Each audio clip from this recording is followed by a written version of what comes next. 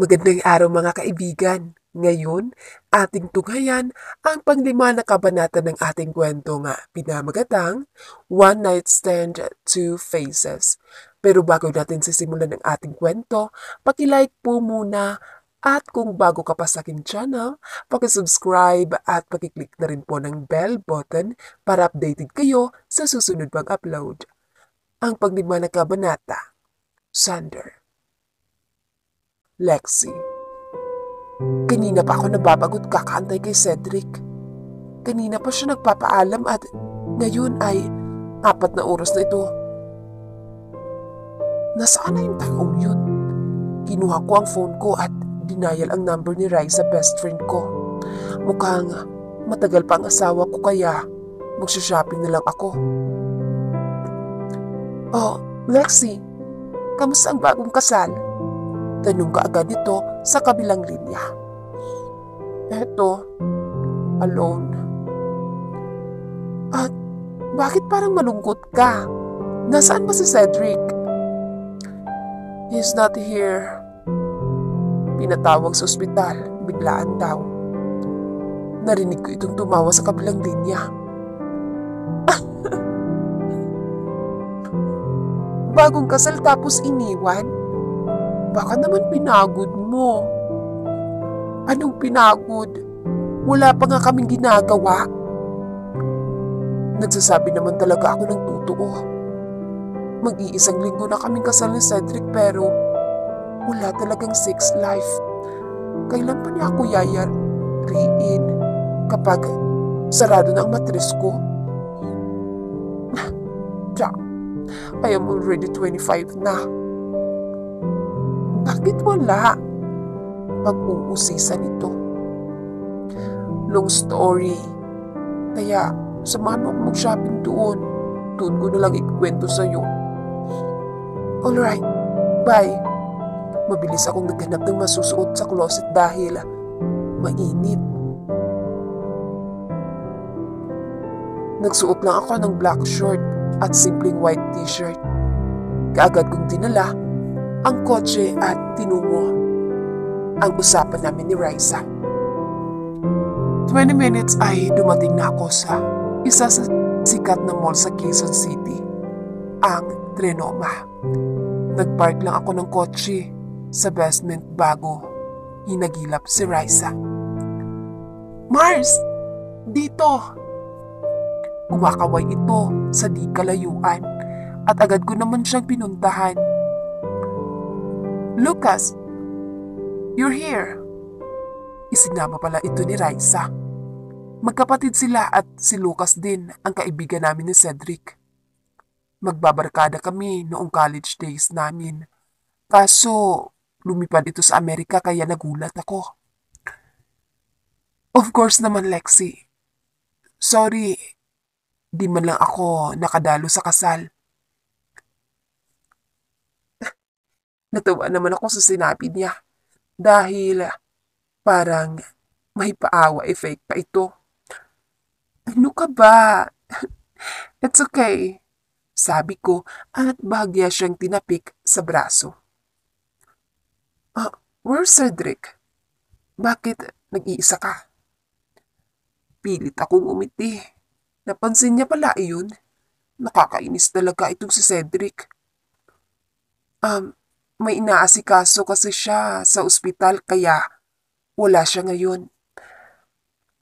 Alam niyo, ang mabuti pa ay kumain muna tayo. Pag-aayaya ko.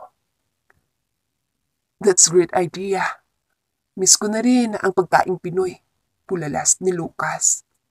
Hindi niya naman yata nakakalimutan kasama niyo ako, ano? Natawa kaming pareho ni Lucas dahil muntik na naming makalimutan si Raisa. Nilibot namin ang mall ng Trinoma katulad ng ginagawa ng mga nagsha-shopping.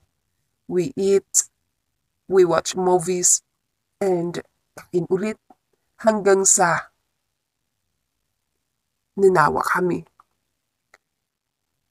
What if we go to the bar? Inuman, ganon. Suggest ni Raisa. Good idea. Bulalas ni Lucas na tila gusto rin ang naisipang gawin ni Raisa. Okay, sige. Wala namang naghahanap sa akin eh.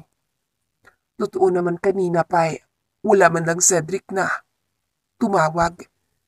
Nakalimutan niya bang may asawa na siya? 5 days pa lang kaming kasal pero parang feeling ko divorce na kami. Dahil wala man lang paramdam. Pumasok kami sa isa sa pinakasikat na bar sa Luciana dito sa Quezon City. Katulad ng napag-usapan namin kanina, nag-inuman kami. Cheers! Sigaw ko nang iangat ang baso nga may lamang margarita. Tama na yan, Lexi. Hindi ko naman sinabi na magpakalasing tayo. Mariing saway ni Raisa at kaagad na inagaw ni Lucas ang hawak kong baso. I am not drunk. Wala sa ayos kong linya. Oh, sige nga. Kung hindi ka lasing, ba't ganyan ang pananalita mo, bruha ka? Natawa ako sa sinabi niya. I'm not drunk. Let me see. I'm just a little tipsy. Masama ang loob ko kay Cedric kaya siguro maparami ang iniinom ko. Ininom ko. Tara na, iuuwi ka namin ni Lexi.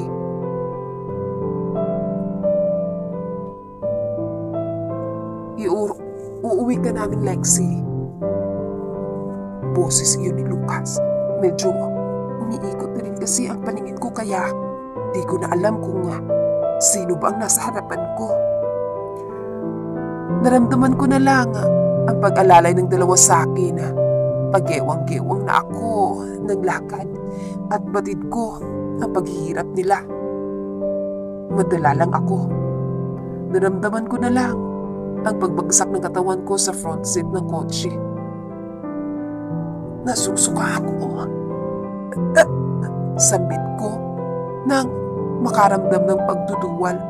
Siguro nang dahil sa alak. Hoy, tumigil ka, Lexi. Kadiri ka ha? Iinom-inom tapos di naman pala kaya. Rinig kong pangaral ni Raisa. Muli kong naramdaman ang pagbagsak ng katawan ko sa kama. Pinilit kong iminulat ang mata ko ngunit nakanina ko sa Cedric. Look at yourself. Nakasuot ka pa ng shorts. Umiinom ka pa talaga. Boses iyon ni Cedric at kahit hindi ko man imulat ang mga mata ko ay alam kong siya iyon.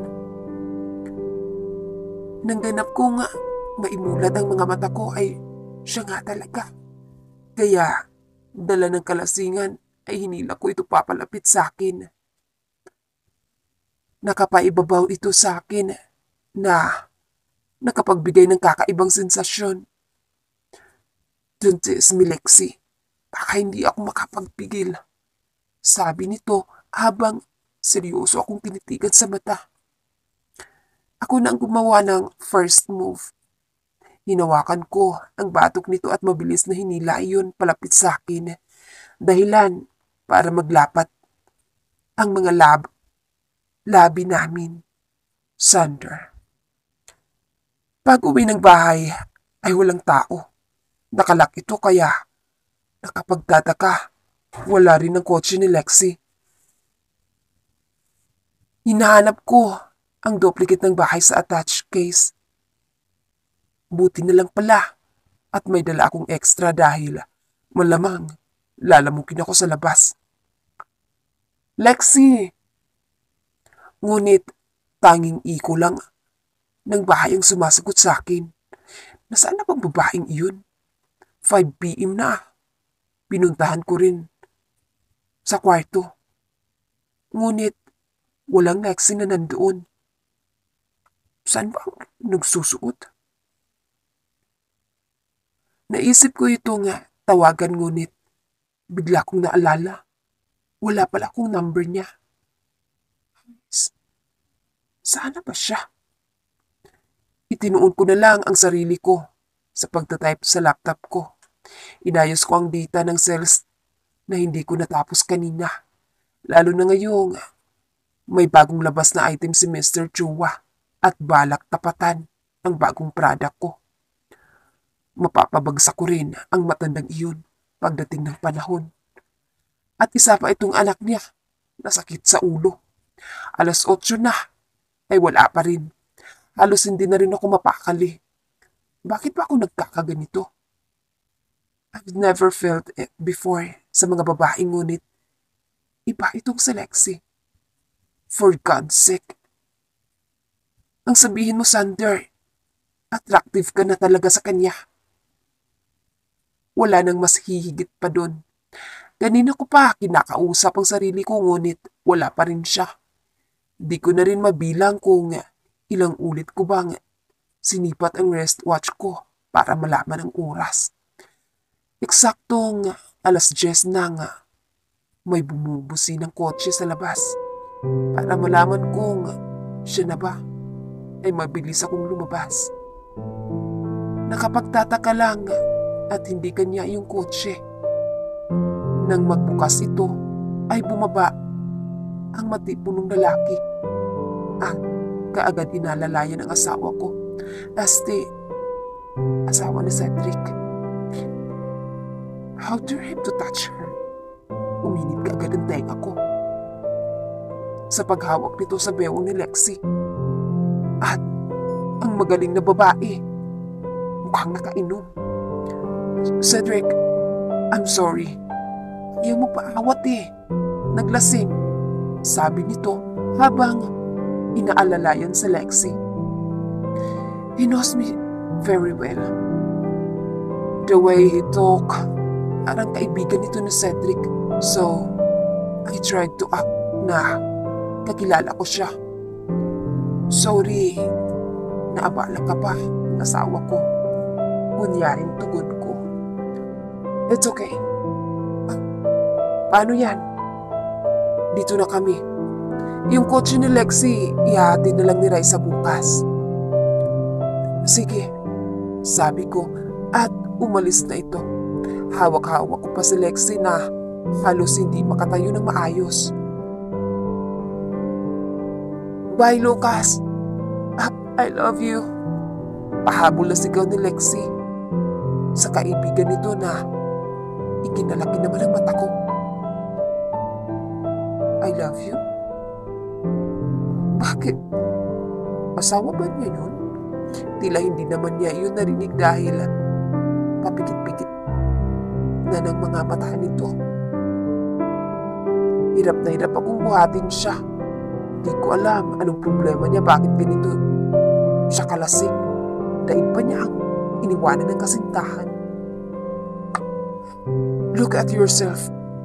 Nakasuot ka pa ng shorts. At umiinom ka pa talaga. Galit na asik ko sa kanya. Halos labas na kasi ang kaluluwa nito sa suot niya. Tapos, pawis na pawis pa siya. Ano bang pinagagawa nito sa buhay niya? Hindi pwede ang suot niya. Kailangan niyang makapagpalit ng damit. Pagkaangat ko pa lang ng t-shirt niya, ay agad na palunok ako ng bahagya sa pusod niya. Shit. Pati ba naman sa pusod, Sander? Ngunit nagulat ako nang hilain ako nito malapit sa kanya.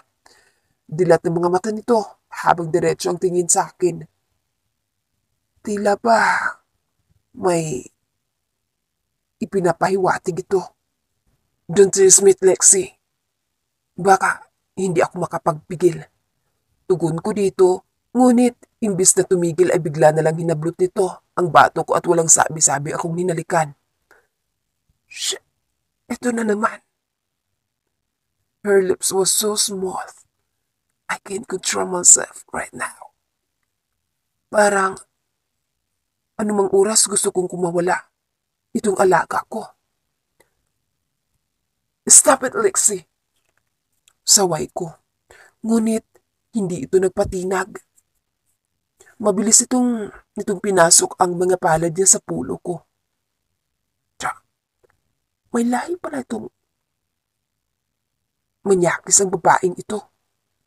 Pumapaibabaw ako sa kanya at ikunulong ako sa dalawang kamay niya. Rinig kong yung ungol nito. Halos sinisilaban na ako sa matinding init na pumapagitna sa aming dalawa. This is not good. Kapag lalo ako nga magpatangay, ay baka hindi ko mapigilan ang sarili ko. Kaya kahit masakit ng puson ko, ay ako na ang unang kumalas. Let's stop this. Mariing tugon ko. I respect her that much dahil hindi niya ako asawa. Ayoko mag-take advantage sa kalasingan niya. Ayokong dungisan pagkababae niya. Sa pansariling interes ko lamang. Ayaw mo ba? Naiirita nitong tanong. Mali ito. Anong mali, Cedric? We're already married. At anong mali doon? Pag-uusisa nito. Tell me, Cedric, are you gay? Sa puntong iyon ay naiinsulto ako parang napakan ang pagkalalaki ko. What? Naiinis kong tanong. I said, bakla ka ba? Halos pumantig ang tenga ko sa sinabi niya. Na, bakla ako.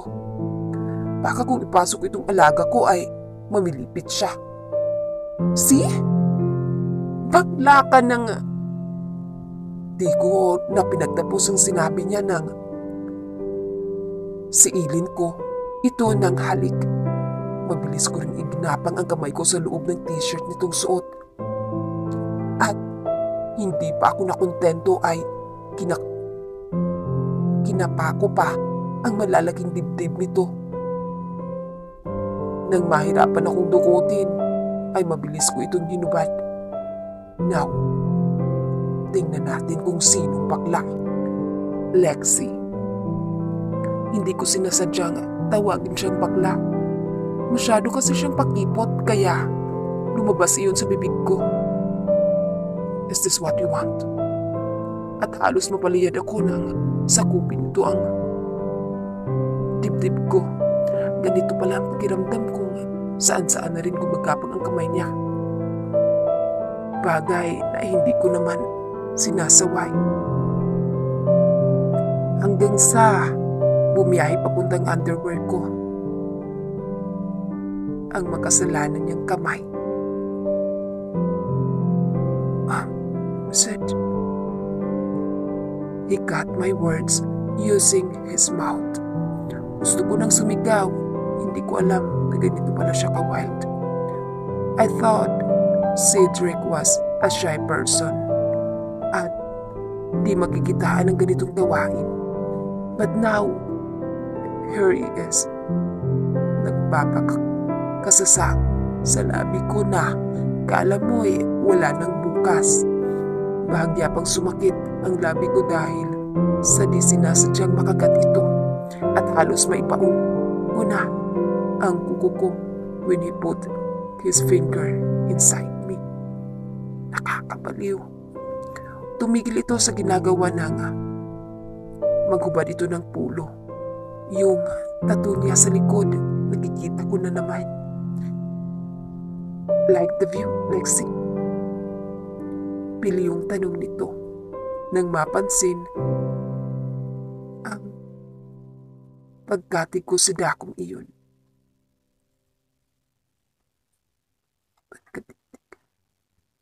Umalis ito sa pagkakadagan sa akin para maghubad ng pantalon at doon ay napansin ko kaagad ang maumbok na parte ng kanyang salawal. Sunod niyang ginawa ang paghubad niya sa shorts ko. Tila sa itong mabangis na hayop na gusto nga manakmal anumang oras. Binalikan nito ng labi ko kasabay ng paglamas ng dalawang Daig pa niya ang panadero kong paglabas. Ilang minuto rin kaming ganun nang karamdam na kami ng pamamanhid dahil sa halikang iyon ay doon na niya ginawa ang hindi ko inaasahan.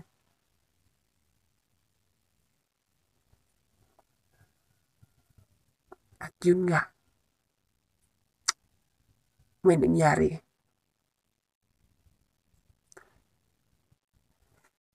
Lexi, ano bang pinagkagawa mo kagabi? Maktol ko sa aking sarili. Di naman kasi mangyayari iyon kung hindi ako lasing. Nakakahiya. At ako pa talaga umakit sa asawa ko.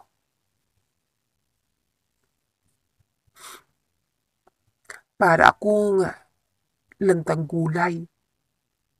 Para akong binugbog dahil sa pananakit ng aking katawan. Dahan-dahan kong iminulat ang mga mata ko.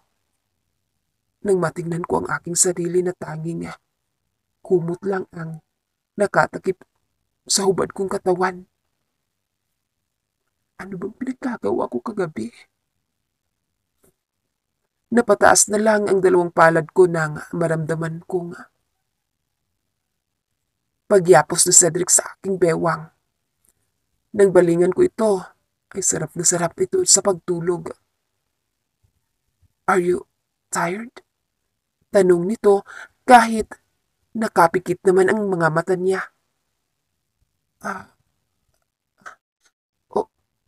Oo, nauutal kong tugon. Ngayon ko lang din naramdaman ang pananakit ng gitnang bahagi ng aking pagkababae. I think I can't walk today. Dahil bukod doon ay nanginginig din ang mga tuhod ko. Dumilat ito at seryoso akong tinignan. Habang ako ay di makadiretso sa pagtitig sa mukha nito. Iba palang babae kapag nakainom. Nagiging pervert. Tatawa-tawang tugon nito. Napatakip na lang ako sa mukha ng dahil sa matinding hiya. Bakit ko naman kasi naisipang uminom ng alak? Ngunit tinanggal ito. Nito ang pagkakatabo ng kamay ko sa mukha. Kasunod nun, ang mabilisang paghalik nito sa aking mga labi. Tumayo kaagad ito at nagsuot ng boxer. I know na masakit pa yan, kaya dadalhan na lang kita ng breakfast dito. Kumindat pa ito bago lumabas ng kwarto. Shucks, kinikilig ako.